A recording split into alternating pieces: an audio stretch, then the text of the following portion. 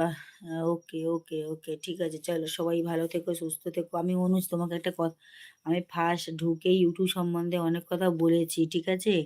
YouTube এ যতটা Facebook এ যতটা আ সহজে আর্ন করা যায় Facebook এ ততই ইউ Facebook এ যতটা সহজে আর্ন করা যায় ততটা সহজে YouTube এ করা যায় না। YouTube এ অনেকটা জার্নি করতে হয়, অনেকটা পরিশ্রম করতে হয়, প্রচুর খাটতে হয় YouTube এ।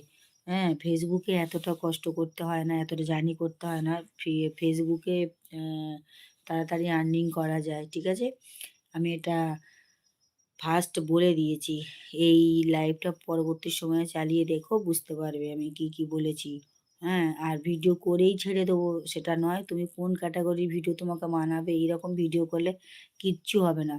তুমি কোন ক্যাটেগরির ভিডিও তুমি উম অ্যা তোমার পক্ষে মানে বেটার হবে। তুমি কোন ক্যাটেগরির ভিডিও করতে ভালো লাগবে সেই ক্যাটেগরিটা আগে চুজ করো।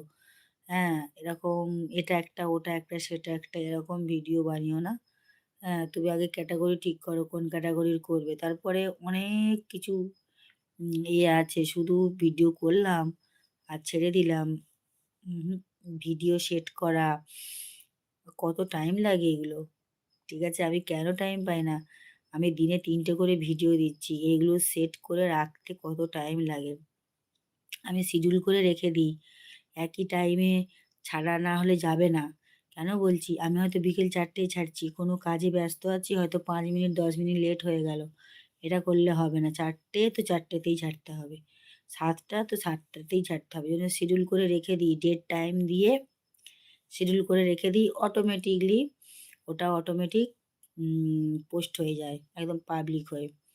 অনেক কিছু করার আছে। শুধু ভিডিও ছাড়লে এরম হয় না।